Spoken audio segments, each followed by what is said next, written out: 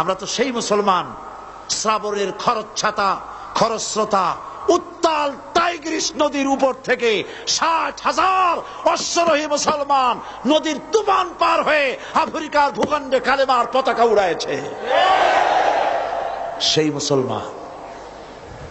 সুতরাং যারা আমাদের সাথে, যারা আমাদেরকে জেলে দিতে চাও, যারা আমাদেরকে মারতে চাও, শহীদ করতে চাও, সিক্রেট মার্ডার করতে চাও, গুপ্ত হত্যা করতে চাও, গৃহযুদ্ধ বাঁধাতে চাও, শুনে রাখো, बातिल से दबने वाले आसमां नहीं हम, बातिल से दबने वाले आसमां नहीं हम, सौ बार कर चुका है तू इम्तिहान हमारा।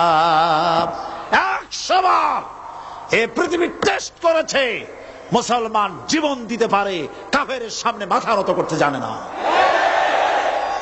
সুতরাং ভারতের পা চাটা গোলাম, ভারতের পা চাটা খরিদ করা গোলাম, সরকারকে বলছি মুসলমানদের ঈমান নিয়ে খেলা করবেন না, কোরআনের মাহফিলে বাধা দিবেন না।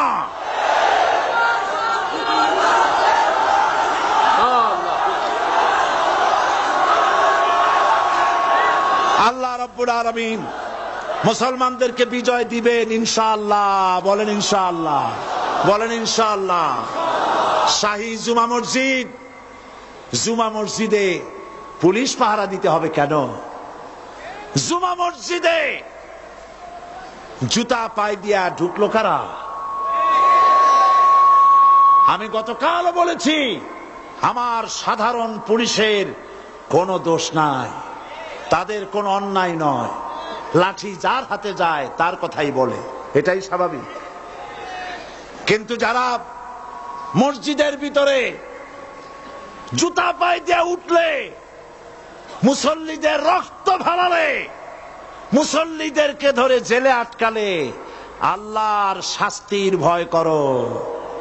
আল্লাহ আছেন, আল্লাহ আছেন, ভয় করো আল্লাহ পাককে। এই রকমের অবস্থা চিরকাল থাকবে না। এরকমের অবস্থা চিরকাল থাকবে মোটেই নয়, পরিবর্তন আসবেই এবং চট্টগ্রামে আসবে ইনশাআল্লাহ। সর্বপ্রথম চট্টগ্রামে আসবে।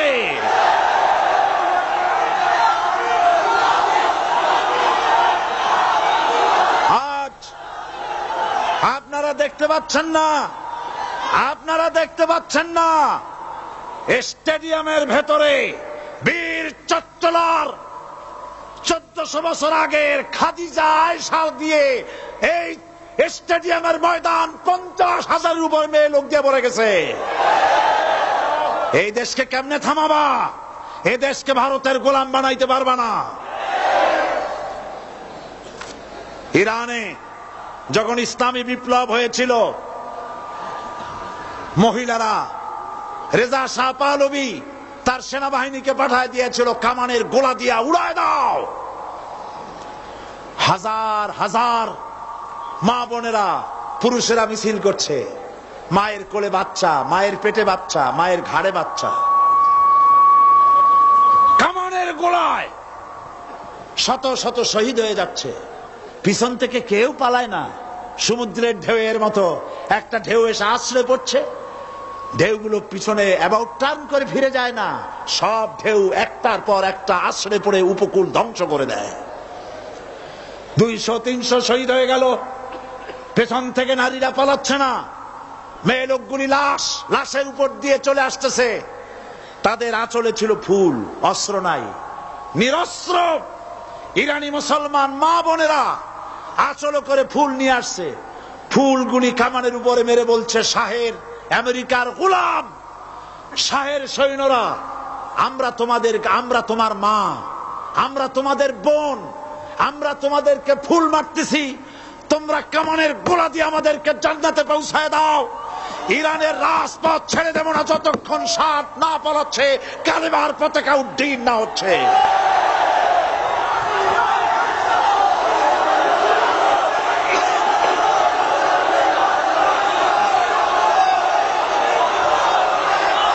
সুতরাং ভারতের পা চাটা গোলাম সরকারকে বলতে চাই, আজকের এই দৃশ্য চোখে দেখো, তাকায় দেখো, যদি প্রয়োজন হয় চট্টগ্রামের মা বোনেরা ঘর ছেড়ে রাস্তায় বেরিয়ে আসবে। ঢাকা, সিলেট, খুলনা সমস্ত শহর বাংলাদেশ অচল হয়ে যাবে। মুসলমানদের ঈমান পরীক্ষার, আগুন পরীক্ষার ক্ষেত্রে এগিয়ে এসো না।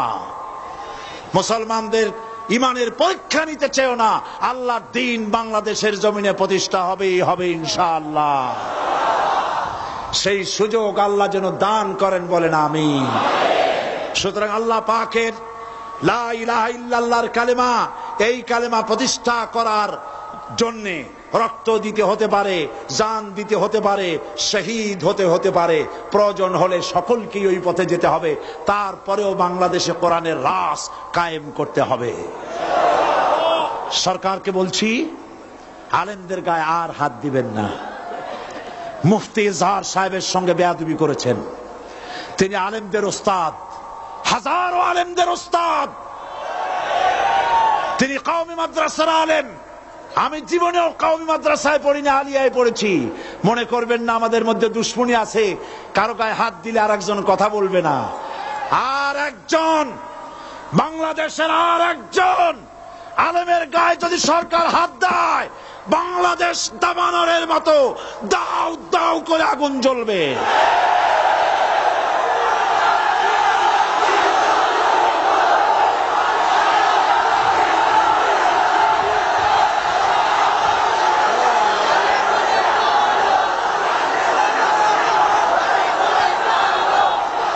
সমস্ত মুসলমান ভাইদের খেদমতে আরজ করছি, ইসলাম প্রতিষ্ঠার জন্য কোরআন বুঝতে হবে। কি বুঝতে হবে?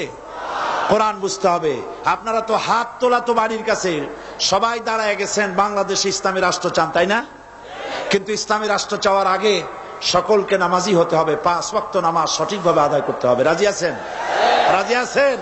আপনারা যদি নামাজি না হন, আল্লাহর কোন ঠেকা পড়ে নাই। বেনামাজিদের কাছে আল্লাহর দ্বীন আল্লাহ কায়েম করে দেবে, আল্লাহর কোনো প্রয়োজন নাই। কথা বুঝতে পেরেছেন? ওয়াদা করতে পারবেন যে নামাজ আর ছাড়বেন না? ওয়াদা করতে পারবেন?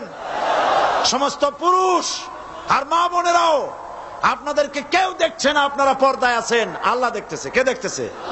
সকল মুসলমান নরনারী আকাশের দিকে দুহাত উঁচু করেন, বলেন ইয়া আল্লাহ, এ পবিত্র কোরআনের মাহফিলে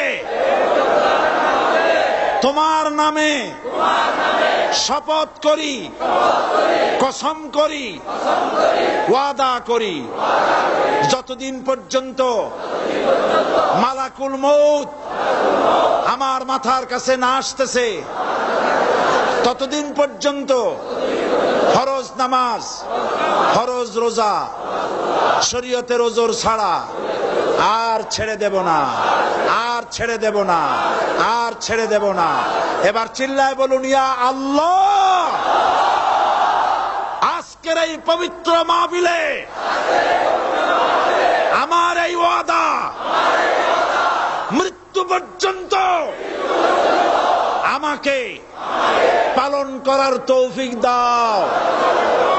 আমিন, আমিন ইয়া রাব্বাল আলামিন। আমি এখন মোনাজাত করব আপনাদের নিয়ে।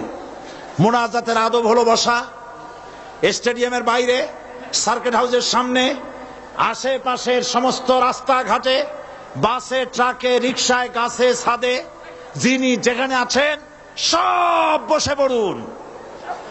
আমার এই মাইকের আওয়াজ যত দূরে শুনতে পাচ্ছেন, সমস্ত মুসলমান যার যার জায়গায় বসে পড়ুন আর জোরে সরে জিকির করেন লা ইলাহা ইল্লাল্লাহ। এক্ষুনি আর কয়েক মিনিটের ভিতরে সারা বছরের কাঙ্ক্ষিত, বাঞ্ছিত, প্রত্যাশিত ঐতিহাসিক তাফসীরুল কোরআন মাহফিলের মুবারক মোনাজাত, এই মোনাজাতে শরীক হওয়ার জন্য ওমান, কুয়েত, কাতার, আবুধাবি, সৌদি আরব, ইউরোপ, আমেরিকা, পৃথিবীর বিভিন্ন দেশ থেকে অসংখ্য টেলিফোন এসেছে। মালয়েশিয়া, ইন্দোনেশিয়া, জাপান, পৃথিবীর বিভিন্ন দেশ থেকে টেলিফোন এসেছে, সে কথা আমি একটু পরে বলবো। মোনাজাতে সকলকে শরীক হতে হবে। এত বড় মোনাজাত জীবনে আর কোন জায়গায় পাবো বলে আমাদের কোনো ধারণা নাই, আল্লাহ ভালো জানেন। আল্লাহ মেহেরবানি করে বসুন। আজকে যারা ইসলাম কবুল করতে এসেছেন, বলেছিলাম 21, আরো একজন যোগ হয়েছে, মোট 22 জন ইসলাম কবুল করবেন এখন। তো 23। তো আমি প্রত্যেক দিনের মতো তাদের নাম আজকে আর বলতে পারলাম না, নাম ঠিকানা বলতে গেলে সময় লাগবে, আপনাদের অনেক দূর যেতে হবে বলে আমি নাম বললাম না। তবে একটা কথা বলতে হয়, একটা স্লিপ আসছে আমার কাছে, 16 শহর 2 নম্বর গেট মাহফিলের জন্য আগত গাড়ি থেকে আক্রমণ করে 5 জন অপহরণ করা হয়েছে।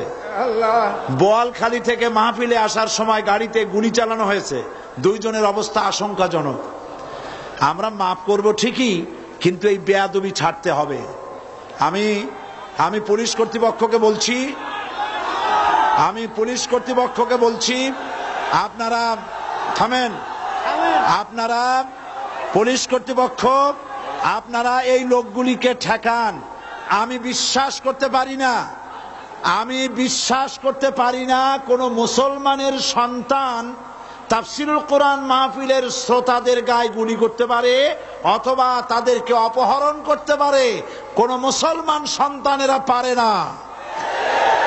সুতরাং আমি সাবধান করে দিচ্ছি, আল্লাহর গজবের মুখোমুখি না হওয়ার জন্যে প্রশাসন, গোয়েন্দা বিভাগ তৎপর থাকুন। এবং আমরা দোয়া করি, যত লোক এসেছেন কোরআনের মাহফিলে, ইয়াজুজ মাজুজ বাহিনীর হাত থেকে আল্লাহ পাক তাদের সকলকে হেফাজত করুন। এখন মোনাজাত, এখন মুসলমান হচ্ছে, আপনারাও তাদের সাথে শরীক হন।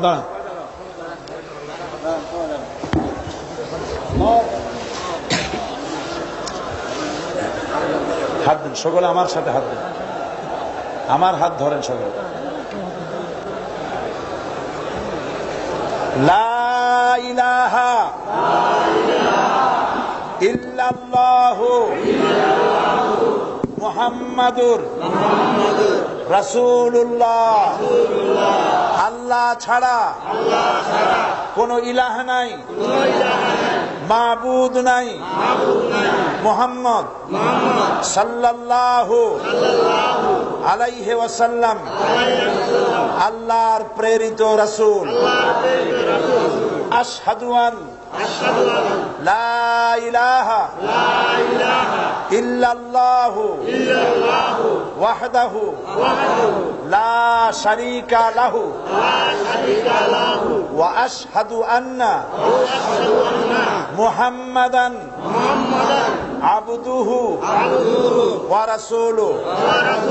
আমি সাক্ষ্য দিচ্ছি, আল্লাহ ছাড়া কোন ইলাহ নাই, মাবুদ নাই, উপাস্য নাই, তিনি এক, তিনি একক, তার কোন অংশীদার নাই। আমি আরো সাক্ষ্য দিচ্ছি, মুহাম্মদ সাল্লাল্লাহু আলাইহি ওয়াসাল্লাম আল্লাহর বান্দা এবং তার প্রেরিত রাসূল। সকলকে বলো আসসালামু আলাইকুম। আপনারা সালামের জবাব দিন। সবাই বসুন।